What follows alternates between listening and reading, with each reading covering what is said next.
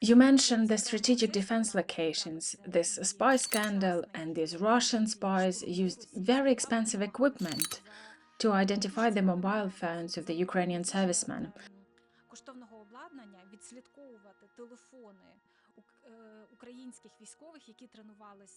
I mean, those who was training to use the Patriot systems in Europe.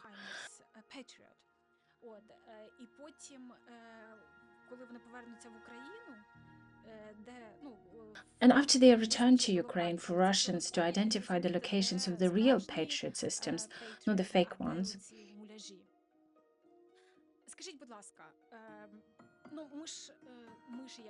The Ukrainian Secret Service should understand those risks and brief the servicemen, especially when it comes to the F-16 pilots, because it's such a small number of those candidates and their planes are super expensive.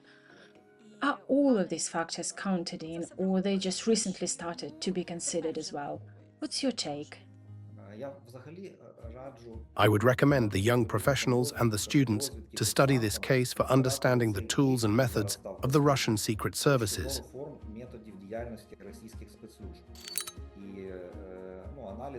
They should analyze and find the solutions how to work against it.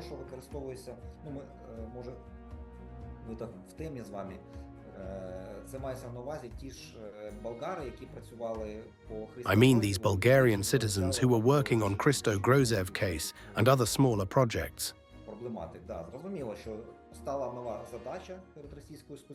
It is clear Russians got the assignment and they decided to assign this group. The surveillance equipment was ordered and they started to work on Ukrainian servicemen in EU.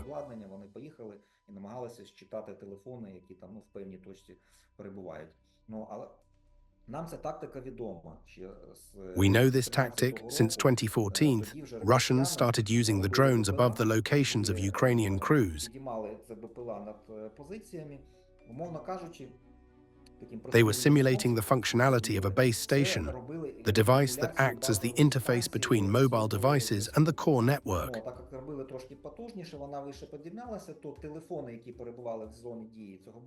They were recording which numbers were on the front line. First of all, they used it for the purposes of the informational and psychological warfare.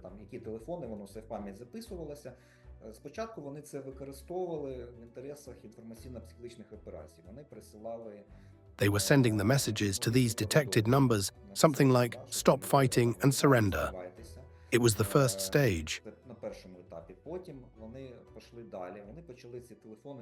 The second was when they started to analyze the social media connected to these numbers, then carried on to intimidate the relatives of these servicemen. For example, they found wife and started terrorizing her, exercised the psychological pressure on our fighters. Also, they used it to recruit the potential agents. There was no need for a meeting. They had a channel for communication.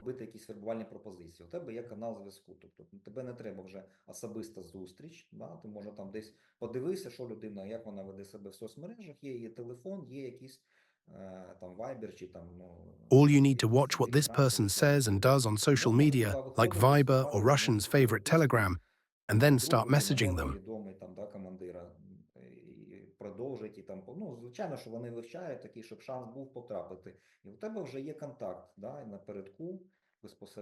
What if this person wouldn't inform the commander about this contact, hoping for this chance to be successful? And this agent is on the front line and has access to some information that might be interesting for the Russian intelligence. All these tricks with phones we already known to us. It's not just Russians doing, there are machines used as a part of the counter-terrorists measures in all airports.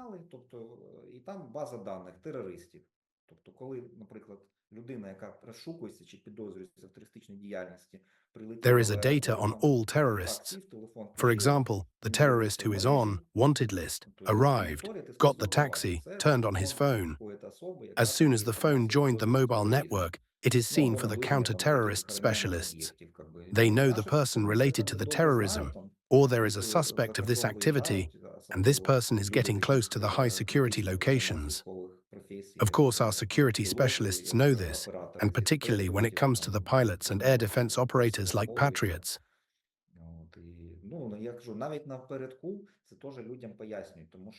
This information is explained to the frontline fighters, because if we take them mobile phones and keep them together in one dugout, it is already high risk. It all under surveillance, 10 phones in one coordinate point. Immediate question, what are they doing there? If it's in the middle of nowhere, the guys on the front line understand it, and they avoid making those mistakes.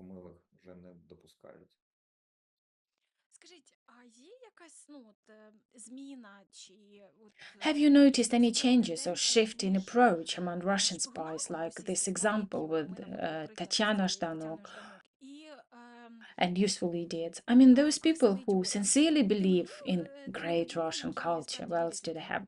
Mysterious Russian soul, patriotic Putin, and etc.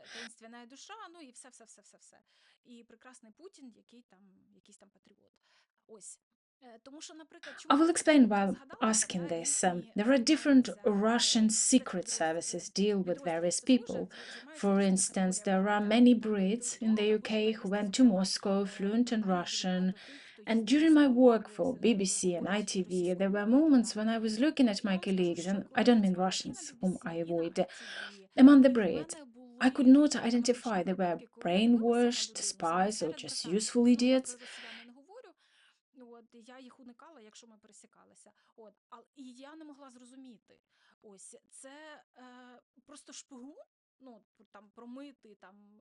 Can we understand the differences between them?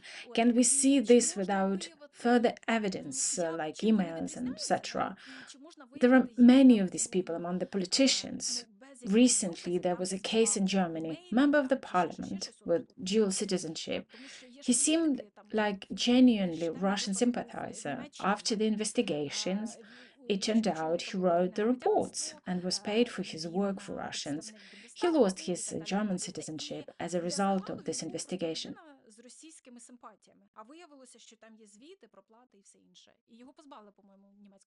So, how to differ useful idiots from spies? You know, there was a Soviet saying, chatterbox is a godsend for a spy.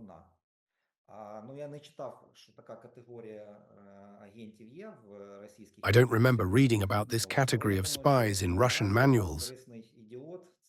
I think a chatterbox is a finding for a Russian spy. I will explain why. Ukraine had a whole bunch of cases when a person was asked to take package to the draft offices, followed by explosions and people died.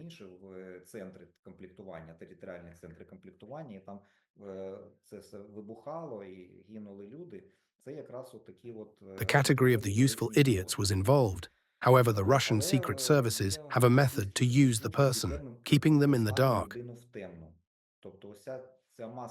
So all these people who has sympathy towards Russians, Russophiles, they can be used without acknowledging it.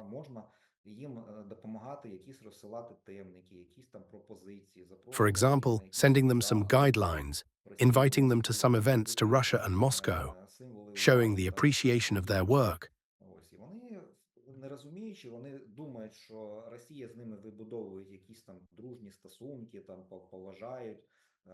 They might think that Russia is building some working relationships, respecting, communicating. In fact, they were used by the Secret Service.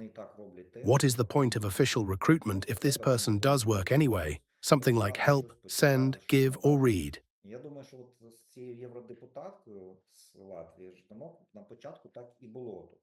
I think with this Latvian member of the EU Parliament Zhdanok how it started.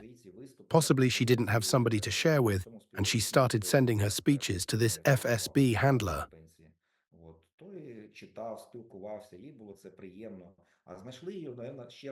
He has retired now. He read and talked to her. She enjoyed it.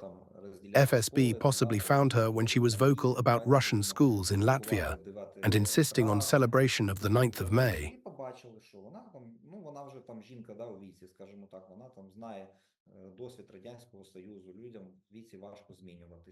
They evaluated her as a mature woman who remembers the Soviet Union times.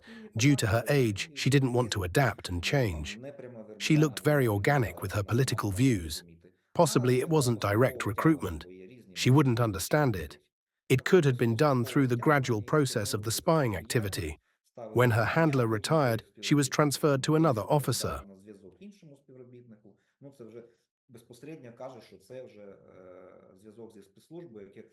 It means she is a valuable agent and important source of information.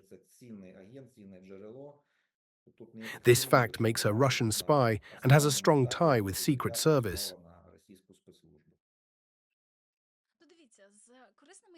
If we look at useful idiots, there should not be any evidence of the deliberate spying. I had an experience during my relocation to the UK. It wasn't work-related situation, personal reasons. My documents were supposed to be checked for 2 weeks. It took 2 months, and when my husband contacted our MP to find out why, we've got a reply explaining that usually similar cases would have been verified locally in Kiev. However, as I was a journalist, it's a high risk for being a spy. That's why my case was sent to London. It had been checked here. On one hand, we laughed about it. On the other hand, the waiting time was not fun. Being a journalist attracts unwanted attention. If you're a useful idiot, you can't be charged with espionage because no money, no reports. These are the main markers of espionage. At the same time, the handler can't make you to do things or have a full control of the situations. Sometimes you can allow the situation let go. Sometimes you need to work precisely on time, according to the instructions. You can't do that with useful idiots. Would you agree? Recently, the journalist was arrested for espionage in Ukraine. It was a problem with evidence, but then the legislation was changed, and we could see the consequences of his actions. There were crimes committed deliberately and crimes done by mistake. If somebody's activity did damage for the national security, the person should be responsible no matter what country. A few days ago, the journalist was invited to Germany. He worked for Medvedchuk.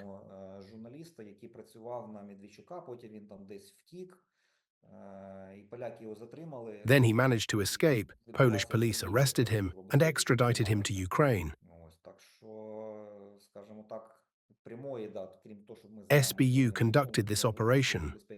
It was a difficult case because this journalist who spread false and negative narratives about President Zelensky, he thought if he managed to escape to Russia, then he would be able to enjoy travel around Europe. It turned out he was wrong.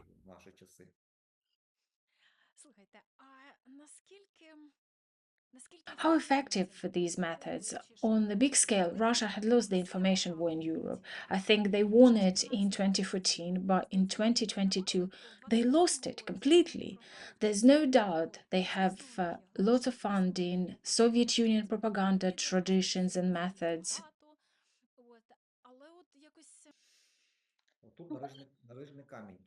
It's a very important moment that you just said. We can decide to be reactive or proactive. Reactive if we were trying to identify useful idiots, spies, potential agents, disinformation and propaganda.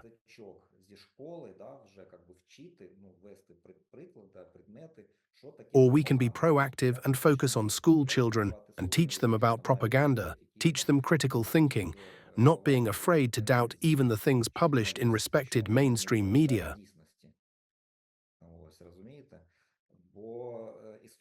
Interesting historical fact that Catholics are less influenced by propaganda. The reason is they are more educated, more likely to think.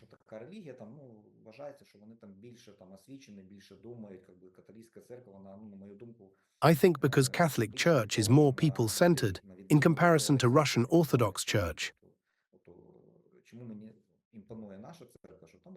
What I like about our Ukrainian church, you can come and talk to priests.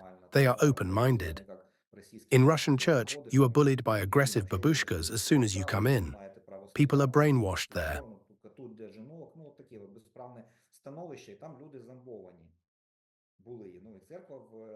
Russian Church always was an instrument of propaganda since the Tsar times, to serve and die for him.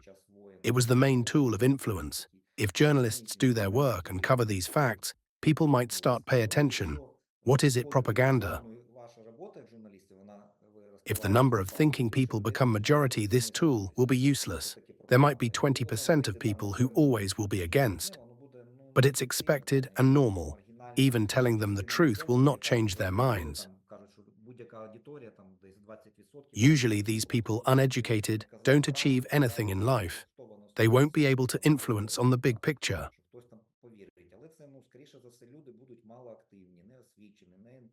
As a result, stop being an influential tool for the Russian secret services, ability to change the situation for own benefit. Our task to be proactive, starting earlier, digging deeper. Educational approach of Ukrainian school has changed a lot. I can see what my younger daughter does at school. During the Soviet times, and then Ukraine inherited it after the collapse. The Soviet system was built on the demands of the defense ministry. For example, geometry was one of the key subjects, because the Soviets wanted a schoolboy had enough knowledge to calculate mortar shot or howitzer. Soviet pupils should be able to do it for the army. Another example, Soviet school focused on memorizing lots of poems and text. This would make a good spy, who would go abroad, memorizes everything, and be able to retrieve this information upon return home. These moments were very important. Children were taught exactly what that imperialistic state needed. What city is the capital of espionage right now? When I was reading Suvorov's books, who defected to the UK in 1970s, he was a Soviet spy with Ukrainian background. He's in the UK for many years and still hiding and always in Is disguise. he still alive?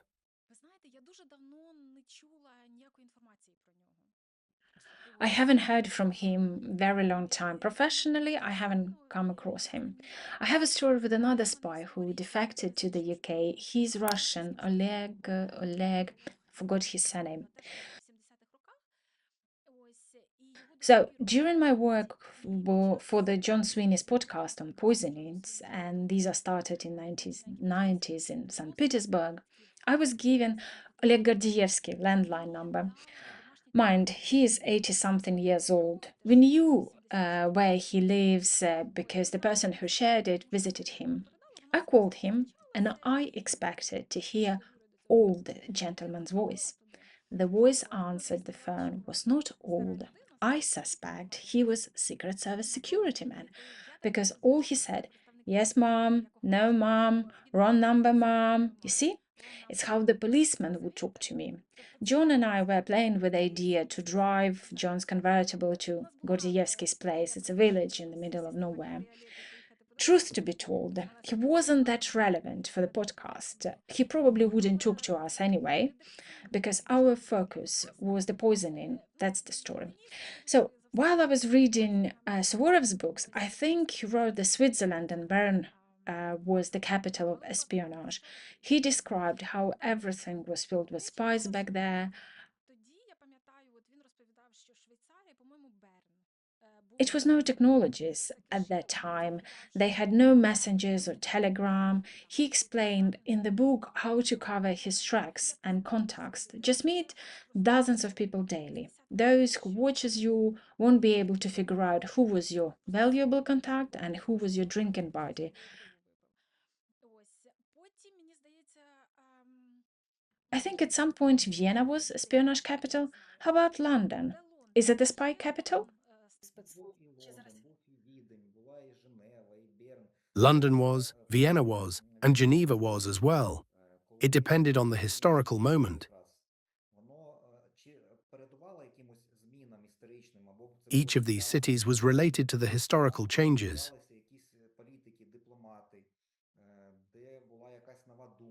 It was a place of gathering of politicians and diplomats, and if there was a new thought, which is always interesting for the intelligence, that's why their paths had crossed.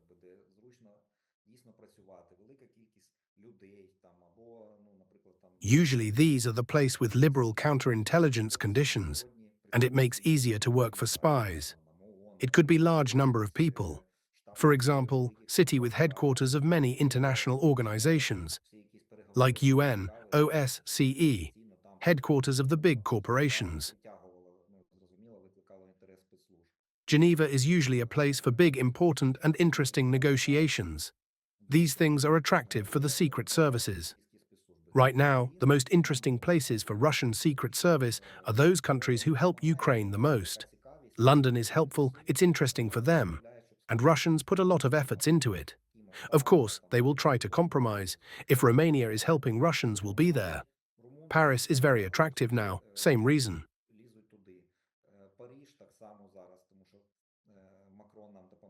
Macron is our friend, France is our friend, Germany helps with military bases. This case proves what they can do. At the meantime, we can't say there is one place. I think Russian secret services spread and have reps everywhere in Europe, United States. New exchange of the diplomats, another push for spies.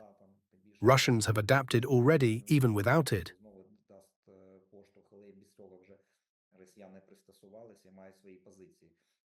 Russians are working systematically and very complex. Different departments have own assignments. One team focused on recruitment and creation of such groups. Another would be only on gathering intelligence trips, using legends like "journalist is applying for visa," or science and engineering exchange, same trips and etc. But it would be different people and department. They are trained and prepared to understand where to look and find.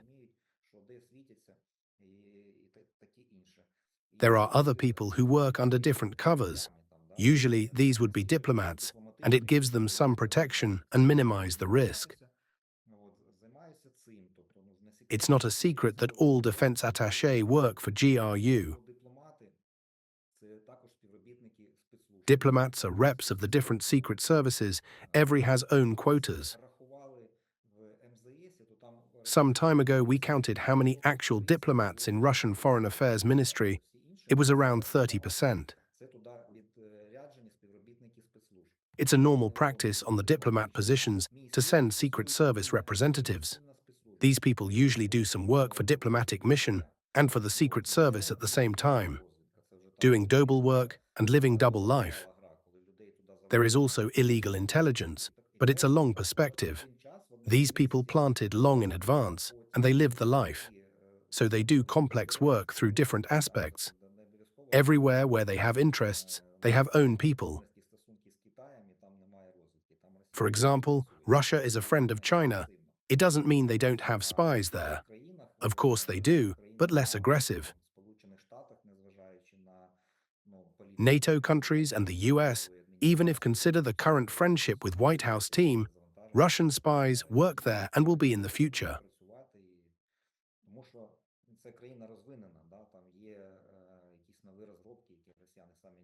This county has high technologies, and Russians are very interested because they can't create anything but can steal and change it a bit via back engineering.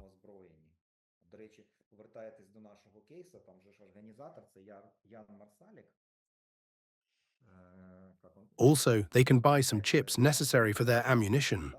If we go back to our scandal case, there is Jan Marsalek, who founded and was chief operating officer of Wirecard, Austrian citizen.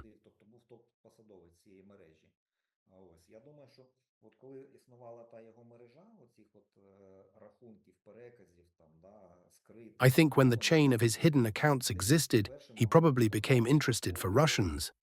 They need to provide cash flow for Wagner, for example.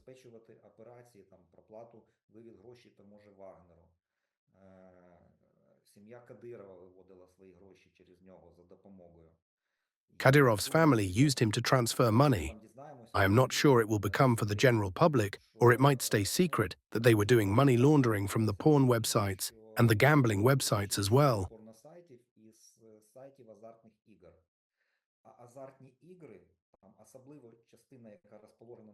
Gambling in some East Asian countries, it should be around 10%. It's the income that North Korea uses for own nuclear program.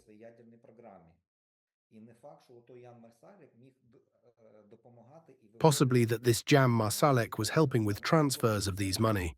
Of course, I don't know for sure. It's just my own opinion.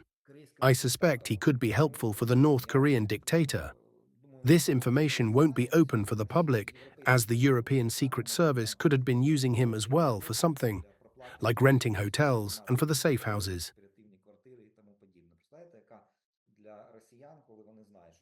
Can you imagine that Russians aware of the information that European Secret Service paid covering, where the money is coming from, using the offshores, Cayman Islands?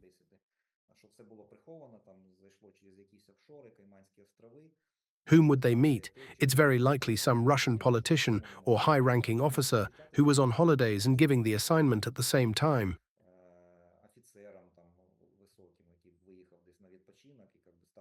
These kinds of things would be very interesting for Russians. Russians are obsessed with moles and suspect everyone, like in every police state.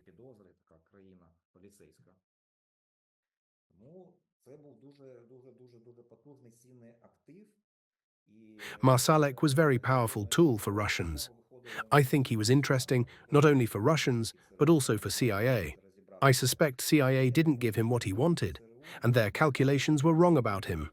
Possibly they give him something valuable in their eyes, but Russians offered much more.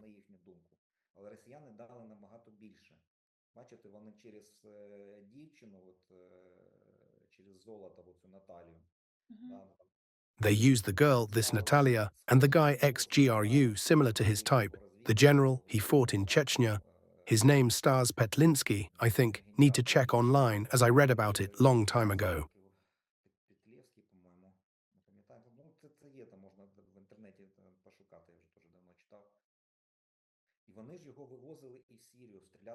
He took him to Syria to shoot people.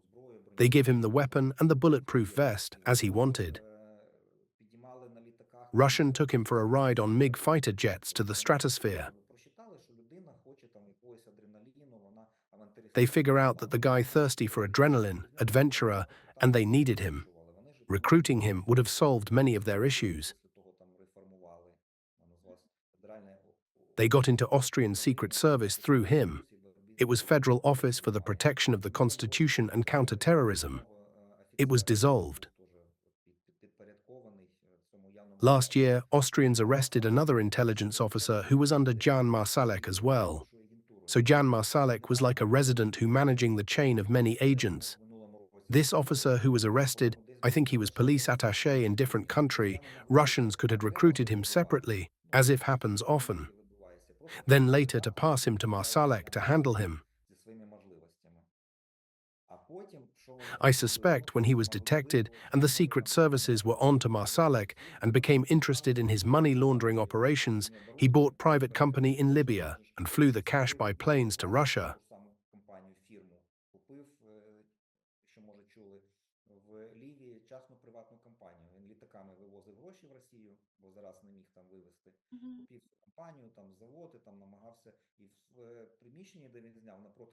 He rented the building opposite Russian consulate and organized the hospital in its premises with medical beds and medicine for employees of private military company who could be injured during the combat.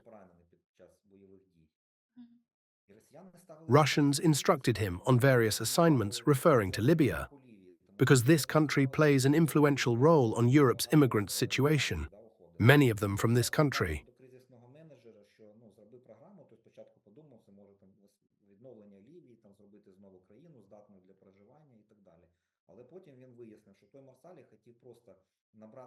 He asked the crisis manager to create the reconstruction project for Libya for making life there possible. It turned out that all Marsalek wanted is to establish bigger band of mercenaries, about 15,000 men.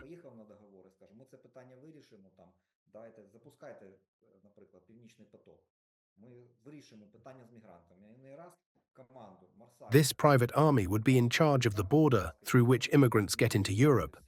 For example, Putin went for the important negotiations to restart the Nord Stream gas pipeline, offering to so solve the European migration problem. He gives order to Marsalek to stop letting migrants and making Europe happy again. So it proves our earlier point on Russia's approach to create tools of influence on politicians and the countries for own benefits. This is the decent level of the secret services, but not individual agents.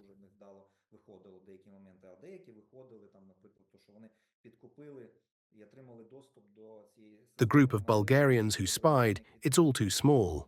They were interested of getting paid for this failed surveillance work. Some bits were successful. I mean when they bribed their way to the ticket-booking Amadeus system. That Bulgarian girl, she was seating right behind the journalist.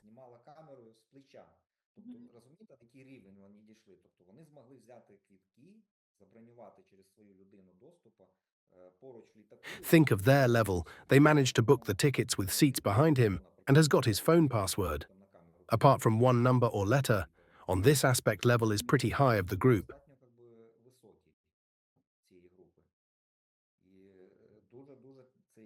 Jan Marsalek was very interesting for Russians. Now he has got a cover legend as a priest of Russian Orthodox Church. Do you know why? Nope. This organization under their full control. It's the FSB team. Many officers are official reps of the church. They use the passports of the real people, which can be legalized later. These people will never go abroad. They will be doing worships in their church in the middle of nowhere. No one will allow them to travel abroad. The system will block them. They picked up a few people look-alike to Jan Marsalek. It gives him opportunity to go abroad with a real passport, but different name. I think their plan was to return him to Europe to carry with his espionage work.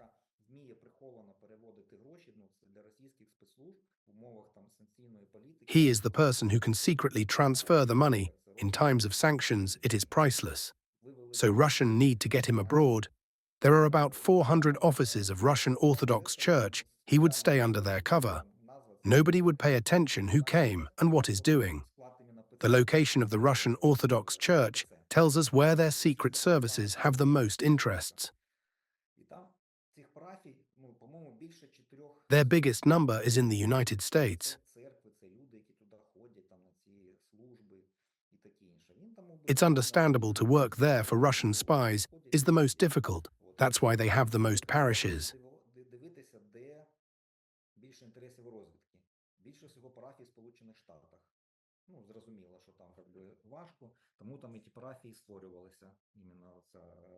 There are a lot of them in Europe with priests and churches. Jan Marsalek have places to go to carry on with his work for intelligence.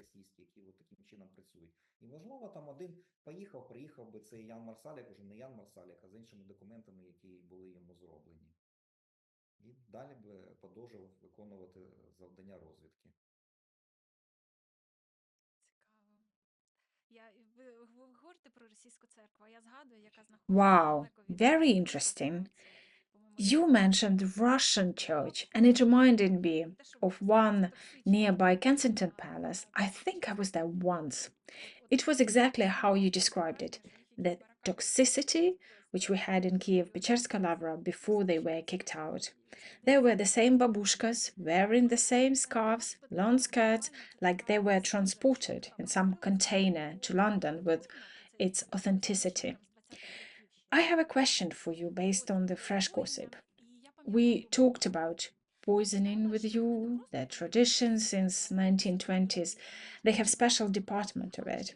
I remember reading about it. They don't try just to poison somebody and make it non-traceable. They specifically design in poison for the victim.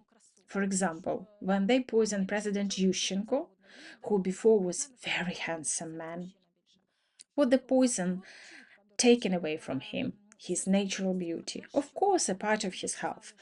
He stayed being a leader, inspirational figure, but not a handsome man anymore. Going back to the fresh gossip among the journalists, you said those who help Ukraine become a priority interest for Russian secret services. Two cases of cancer in the royal family could be poisoning by the Russians to punish the royal family for unprecedented help to Ukraine. Even the Queen was alive. It was publicly announced that Her Majesty transferred personal money to aid Ukraine. We all have seen how Mr. and Mrs. Zelensky came over and how woman-friendly they met with Prince and Princess of Wales. What do you think about these cases of cancer as a result of poisoning, speculations, or possibly ties to Russian secret services?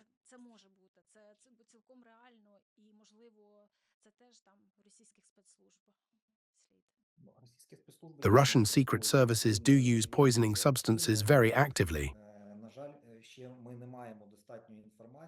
Unfortunately, we don't have enough information to fully understand the mechanisms of the poisons they test and use.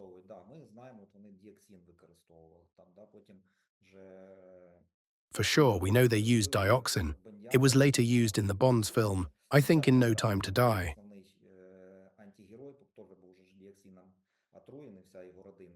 The main villain was poisoned with his whole family, and he had face scarred by dioxin.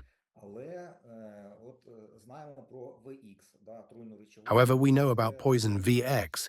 It was used in Kuala Lumpur to assassinate older half-brother of the North Korean leader, Kim Jong-nam.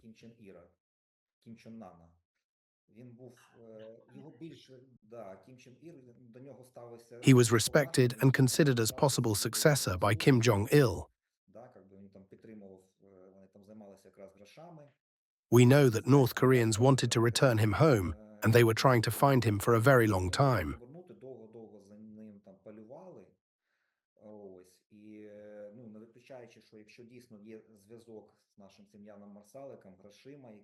We don't exclude that there is a connection with our Jan Marsalek and the money transfers. It is possible that North Korean secret services, through Jan Marsalek, connected with Russian colleagues, made this plan of poisoning.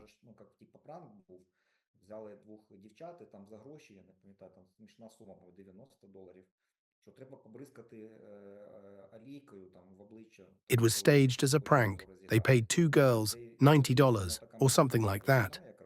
Girls had to spray the oil on his face, explained it as a prank.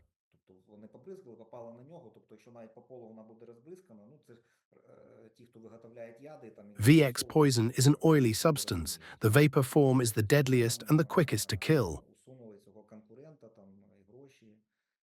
They took down the competitor and the access to the money. Our Bulgarian team, together with Jan Marsalek, could have done this work. Maybe not the Bulgarian team, but definitely Jan Marsalek with his connections could play a role in it. Why I am saying this? Because Jan Marsalek offered to use this poison against Christo Grozev. They understood where it could have come from. It's quite possible that just read the journalists' investigation, but they were on direct contact with Russian Secret Service. They discussed the potential usage of this poison in their messenger. They knew there was an access to it, and their handlers will provide it.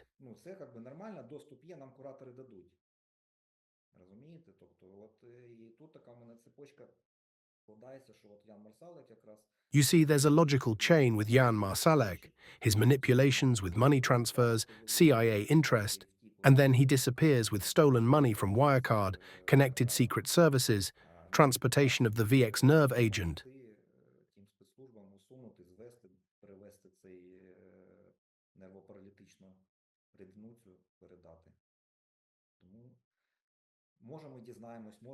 We might find out all these moments, or might not, because it's not related to Christo directly. He might keep digging with his investigation.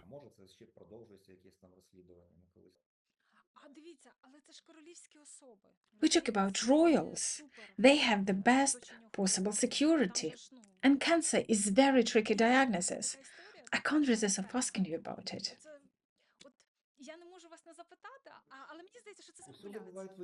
There is always a place for exception. Do you remember the person who was working for the royal family and still was recruited long time ago by Soviet secret services? Who is that? I don't remember. I think the Queen personally pardoned him. A few times he was under suspicion. He confessed to having been a spy for Soviet Union. He wasn't charged.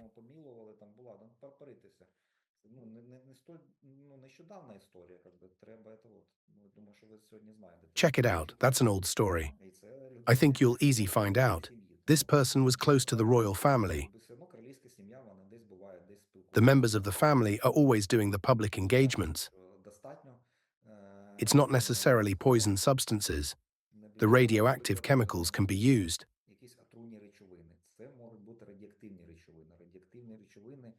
Russians used radioactive materials very long time ago, before the internet invention. They used it via post. It was the time when they used different codes and ciphers.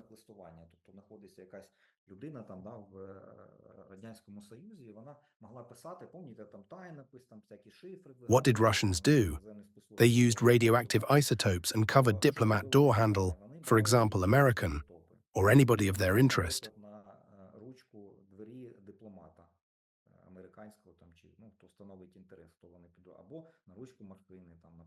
The car handle could be used as well. A person touches this handle and passes this radioactivity for 6 months to everything he or she touches.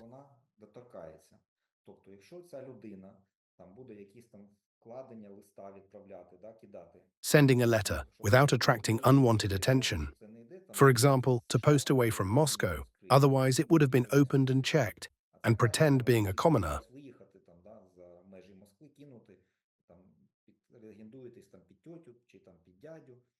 This letter could have been full of instructions for the agent.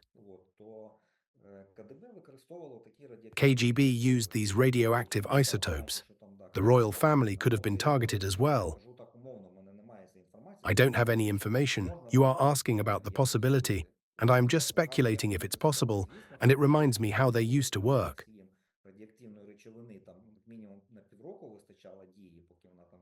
If the targeted person regularly touches the radioactive things, it might lead to cancer. We can't exclude this chance. We have to think if the Russians are going to benefit from it and how it will influence.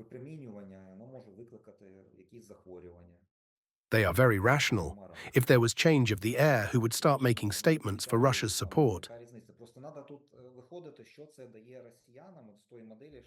Then it would be yes, Russians would have been behind it. It's not the case and didn't lead to the change of pro-Russian monarch. It does not make sense.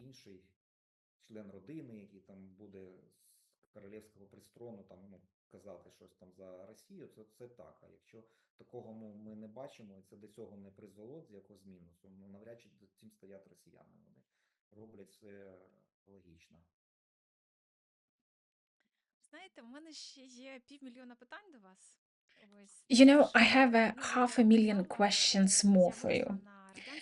As I told you before, I grew up on Soviet films about spies. Now we are lucky to have all the streaming services and all my evenings are sorted. I hope we will have more episodes on podcast. We only started with you, open some secrets, tell fascinating stories on the espionage world.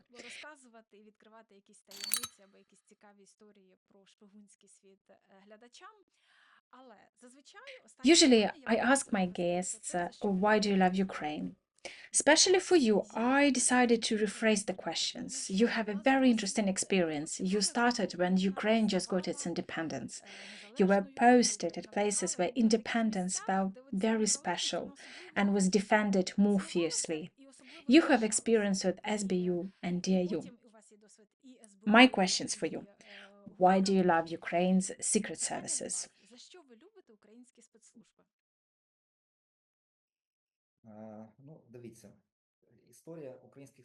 The history of Ukrainian secret services is very, very interesting.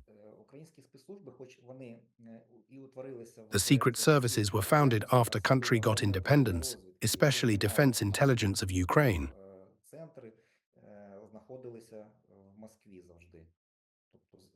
The headquarters were only in Moscow. In Ukraine, there were very low level of intelligence reps, not the intelligence agents, but the operatives level. The DIU started from zero.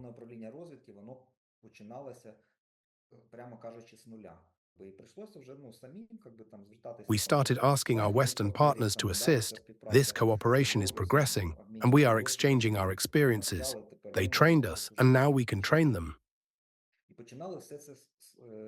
We started it from literally zero. The same situation with the foreign intelligence of Ukraine. We didn't have anything similar. It was founded, and then the Ukrainian officers started working. SBU copied the system of the Soviet KGB with own modifications, form and methods, different approaches. They had a training camp. Kiev was one of the places for training. There is something that makes Ukrainians to stand out. It's the same about the people who work for SBU, DIU, and Foreign Intelligence Service.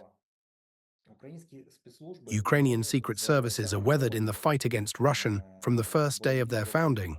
As soon as we got our independence, Russians started their attempts to occupy our Crimea.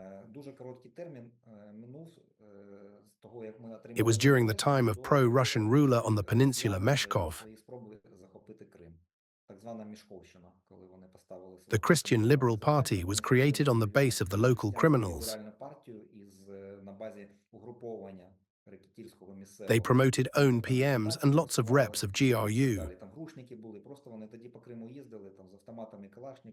They were spread around Crimea with Kalashnikov machine guns in their hands, lived in the hotels.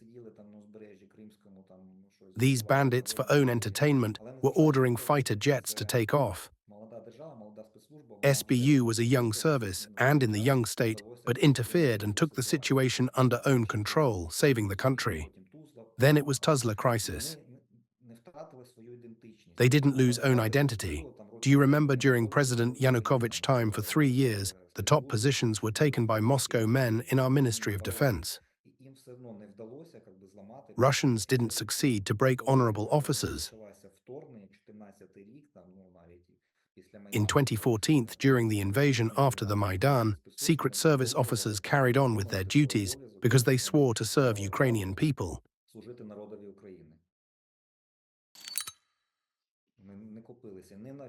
They did not agree to work for Russia and didn't believe their promises and job offers. Believe me, the Secret Service was paid pennies. In Crimea, we had a biggest luxurious purchase for operative work.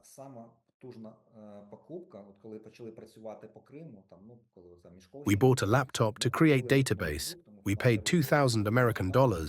It was the price of one bedroom flat in Kiev's center. That's how we started.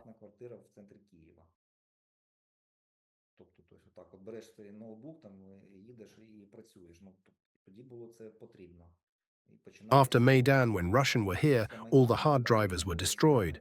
All databases were gone. It turned out that some Secret Service officers saved the database. It was very helpful when Russian were entering the country.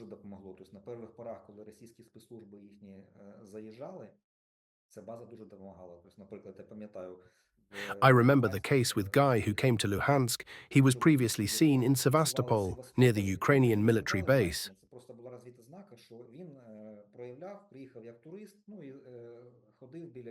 It was the only fact. He came to Luhansk when the occupation of Donetsk and Luhansk was happening.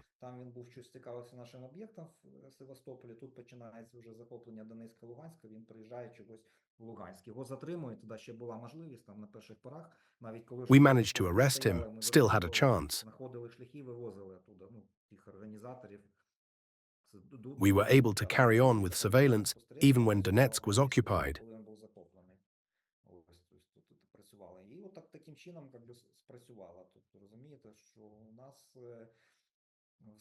Our secret services have very remarkable people, intellectual, charismatic, empathetic, educated. All these qualities are needed for this work, but our people are very motivated to defend Ukraine. It must be something in our DNA. Ukraine constantly fights for its existence for hundreds of years. There is no similar country. Some might say Israel, but Israel was given a piece of land where they should settle. They keep defending themselves.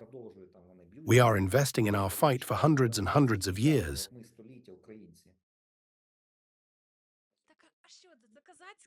What is it? Our invincibility? What is it? I understand about DNA, but how can we verbalize it? How would you explain it?